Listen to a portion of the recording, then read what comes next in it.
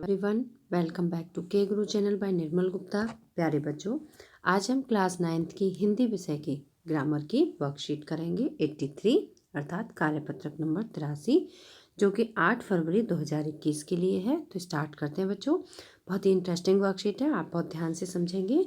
वाक्य यानी शब्दों का सार्थक समूह जिसके अलग अलग भेद होते हैं। इस कक्षा में हम अर्थ के आधार पर वाक्य के भेद सीखेंगे और उनका अभ्यास करेंगे। तो बच्चों, हम आज की वर्कशीट में क्या पढ़ेंगे? अर्थ की दृष्टि से वाक्य भेद। ठीक है, अर्थ की दृष्टि से कितने प्रकार के वाक्य होते हैं? 8 प्रकार के होते हैं। ये हम डिटेल में पढ़ेंगे। हिंदी व्याकरण के घर में अनेक वाक्य रहते हैं। बच्चों, यहाँ पर घर शब्द किसके लिए प्रयोग किया गया? हिंदी व्याकरण के लिए। यदि हम अर्थ की दृष्टि से अर्थात अर्थ के आधार पर देखें तो इनमें से कुछ वाक्य ऐसे रहते हैं जो किसी प्रकार की जानकारी देते हैं या तथ्य आधारित होते हैं। अर्थात कुछ वाक्य, जैसे मान लीजिए मेरे पास एक किताब है और मैं ये कहूँ कि ये किताब बहुत सुंदर है, बहुत अच्छी है, इसमें सार्थक बातें हैं, तो ये इस किताब के बारे में जानकारी हुई। तो ये जो वाक्य है, ये कौन से वाक्य होंगे? ये विधानवाचक वाक्य कहलाएंगे। ठीक है, अर्थ के आधार पर जो पहला भेद है वो है विधानवाचक। विधानवाचक वाक्य होते हैं, लेकिन कुछ वाक्य ऐसे भी रहते हैं जिनमें न का भाव होता है, तो ये वाक्य निषेधवाचक वाक्य होते हैं।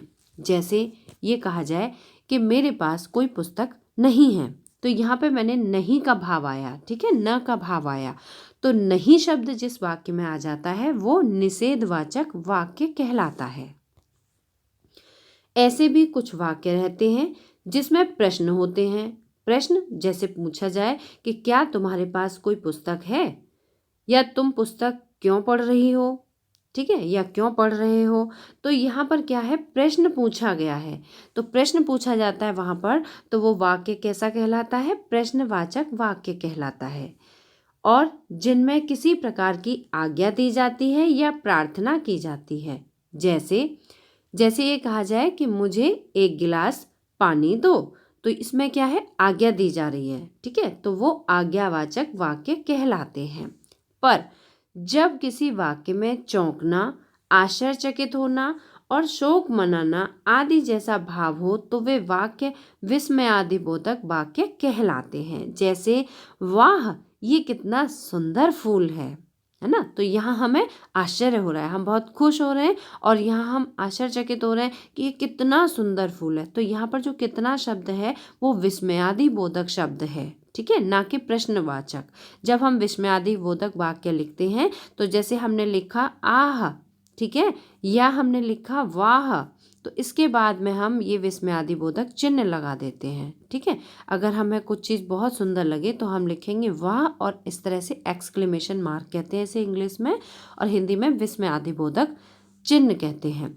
तो विस्मयादिबोधक वाक्य कहलाते हैं, उनमें इस तरह के चिन्हों का प्रयोग किया जाता है। ये चिन्ह है, ठीक है, विस्मयादिबोधक चिन्ह है ये।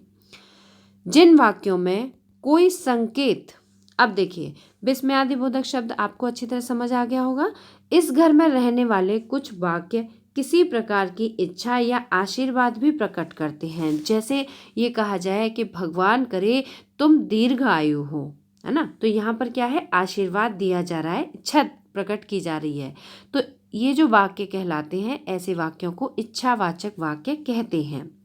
जिन वाक्यों में कोई संकेत शामिल हो वे संकेतवाचक वाक्य होते हैं। जैसे मान लीजिए कि आपके पास कुछ किताबें रखी हुई हैं, ठीक है, तो आप ये कहेंगे कि ये पुस्तकें हैं। तो जो ये शब्द है, ये, वे, यह, वह, ये क्या है? ये संकेतवाचक है। इससे हमने संकेत किया कि ये, है ना, इशारा करके बताया कि ये पुस्तकें हैं। तो ये शब्द क्या है? संकेतवाचक शब्द है। और जिन वाक्यों में इस तरह के शब्दों का प्रयोग किया जाता है वो संकेतवाचक वाक्य कहलाते हैं। और जिनमें किसी प्रकार का संदेह या शक प्रकट किया गया हो वे संदेहवाचक वाक्य कहलाते हैं। ठीक है बच्चों, तो संदेह वाले वाक्य जैसे कि मान लीजिए शायद उसके पास कोई पुस्तक है, तो हमें संदेह हो रहा है ना कि उसके पास कोई पुस्तक है, तो ऐसे वाक्य कैसे कहलाएंगे? संदेहवाचक वाक्य कहलाएंगे। तो बच्चों, ये जो वर्कशीट है कार्यपत्रक है, इसमें हमने पढ़ा कि अर्थ के आधार पर वाक्य के भेद, ठीक है, कि अर्थ के आधार पर वाक्य के भेद होते हैं और कितने होते हैं, 8 होते हैं। देखो एक बार हम फिर से गिन लेते हैं। पहला है विधानवाचक, दूसरा है निषेधवाचक, तीसरा है प्रश्नवाचक, चौथा है आज्ञावाचक, पांचवां है विस्मयादिबोधक वाक्य, छठवां है इच्छावाचक वाक्य, सातवां है संकेतवाचक वाक्य और आठवां है संदेहवाचक वाक्य। तो मुझे उम्मीद है कि आपको अर्थ के आधार पर वाक्य के भेद अच्छी तरह समझ आ गए होंगे। अब प्रश्नों की ओर चलते हैं। तो देखिए पहला प्रश्न है, हिंदी व्याकरण में यहाँ किसके आधार पर वाक्यों के भेद बताए गए हैं। तो बच्चों किसके आधार पर बताए गए हैं, अर्थ के आधार पर, ठीक है, अर्थ के आधार पर, ठीक है। आप पूरा वाक्य लिखेंगे कि यहाँ पर अर्थ के आधार पर वाक्यों के भेद बताए गए हैं। दूसरा इसमें प्रश्न पूछा गया है, इस आधार पर कुल कितने भेद बताए गए हैं। तो इस आधार पर कुल कितने भेद बताए गए हैं, आप पूरा वाक्य लिखेंगे, इस आधार पर कुल 8 भेद बताए गए हैं, ठीक है, 8। इसे हम हिंदी में इस तरह से भी लिखते हैं 8, ठीक है, 8 भेद बताए गए हैं। पूरा वाक्य लिखेंगे आप। इन भेदों के नाम लिखिए। तो बच्चों हम एक बार फिर से कार्यपत्रक की ओर चलते हैं। आपको यहाँ से सभी भेदों के नाम लिखने हैं। पहला भेद है विधानवाचक, ठीक है, दूसरा है निषेधवाचक, आप केवल नाम नाम लिखेंगे, तीसरा है प्रश्नवाचक वाक्य, चौथा है आज्ञावाचक वाक्य, पांचवा है विस्मयादिबोधक वाक्य, छठवां है इच्छावाचक वाक्य, सातवां है संकेतवाचक वाक्य और आठवां है संदेहवाचक वाक्य। तो इस तरह से आप सभी वाक्यों के भेद के केवल नाम लिखेंगे, ठीक है। इस तरह आप दूसरे प्रश्न का उत्तर करेंगे। तीसरा प्रश्न यहाँ पूछा गया है, नीचे दिए गए भेदों का एक एक उदाहरण लिखिए। तो बच्चों यहाँ पर भेद देखिए बताया गया है निषेधवाचक वाक्य। निषेध का मतलब जिस वाक्य में नहीं आता हो, ठीक है। तो हम यहाँ पर कोई भी उदाहरण लिख सकते हैं, जैसे हम ये लिख सकते हैं, मेरे पास पुस्तक नहीं है, ठीक है। तो इसमें नहीं शब्द आया, तो ये क्या हो गया, निषेधवाचक वाक्य हो गया है, ठीक है बच्चों। दूसरा है देखो प्रश्नवाचक वाक्य। तो हम इसी वाक्य से बनाएंगे दूसरा भी। प्रश्नवाचक वाक्य में क्या आता है, कोई भी प्रश्नसूचक शब्द आता है। तो ऐसे लिखेंगे कि क्या तुम्हारे पास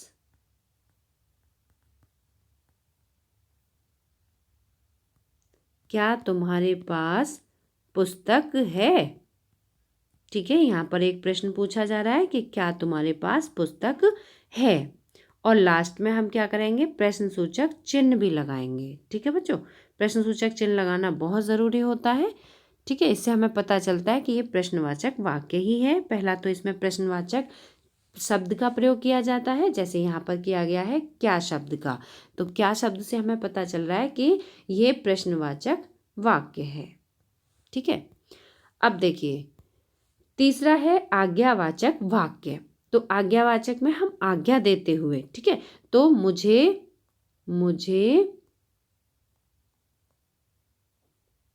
पुस्तक लाकर दो, ठीक है, मुझे पुस्तक दो, हम ऐसे भी लिख सकते हैं, मुझे पुस्तक दो, और पीछे हम इसमें विराम लगाएंगे, ठीक है। तो ये आपका प्रश्न नंबर 3 का उत्तर हुआ। प्रश्न नंबर 4 है, हमारे देश में पहाड़ी क्षेत्र भी हैं। अब देखिए यहाँ पर जानकारी दी जा रही है कि हमारे क्षेत्र में पहाड़ी क्षेत्र भी हैं। तो यह कौन सा वाक्य है, सही विकल्प चुनिए। अब यहाँ देखिए प्रश्नवाचक वाक्य तो नहीं है, क्योंकि यहाँ पर कोई भी प्रश्नवाचक शब्द का प्रयोग नहीं किया गया है। इच्छावाचक भी नहीं है, क्योंकि इसमें कोई इच्छा भी जाहिर नहीं की जा रही है, ठीक है। निषेधवाचक भी नहीं है, क्योंकि इसमें नहीं शब्द का प्रयोग भी नहीं किया गया है। तो इसका हमारा करेक्ट आंसर क्या होगा, ये वाक्य विधानवाचक है, क्योंकि इसमें एक जानकारी दी जा रही है, उसके बारे में बताया जा रहा है कि हमारे देश में पहाड़ी क्षेत्र भी हैं। 5वां प्रश्न है, आह जलेबी तो बड़ी स्वादिष्ट है, यह कौन सा वाक्य है, सही विकल्प चुनिए। तो बच्चों देखो यहाँ पर आह शब्द जो है, इसके बाद में आप देखेंगे कि इस तरह से चिन्ह बना हुआ है, ठीक है। यहाँ पर ये विराम नहीं है, यहाँ विराम के नीचे एक डॉट भी होता है, ठीक है। तो ये होता है विस्मयादिबोधक चिन्ह, ये वाला जो चिन्ह होता है इसे विस्मयादिबोधक चिन्ह कहते हैं। तो यहाँ पे जो हमारा 5वां प्रश्न है इसका हमारा करेक्ट आंसर होगा विस्मयादिबोधक। ये वाक्य विस्मयादिबोधक है। देखो इसमें संकेत नहीं किया जा रहा है, ठीक है, क्योंकि ये, वे, यह, वह कोई शब्द का प्रयोग नहीं है। इसमें संदेह भी नहीं किया जा रहा है क्योंकि बात स्पष्ट कही गई है कि जलेबी बहुत स्वादिष्ट है। और विधानवाचक भी नहीं है क्योंकि इसमें ये शब्द का प्रयोग किया गया है। जलेबी के बारे में जानकारी तो है लेकिन इसमें विस्मयादिबोधक चिन्ह और शब्द का प्रयोग भी किया गया है। इसलिए हमारा करेक्ट आंसर ग होगा, विस्मयादिबोधक। मुझे उम्मीद है आपको वर्कशीट अच्छी तरह समझ आई होगी। अगर समझ आई है तो आप इसे एक बार लाइक जरूर करना और अगर आपने अभी तक हमारे चैनल को सब्सक्राइब नहीं किया है तो आज सब्सक्राइब जरूर करना। मिलते हैं फिर इसी तरह की नेक्स्ट एजुकेशनल वीडियो के साथ। Till then bye bye, good luck to all of you.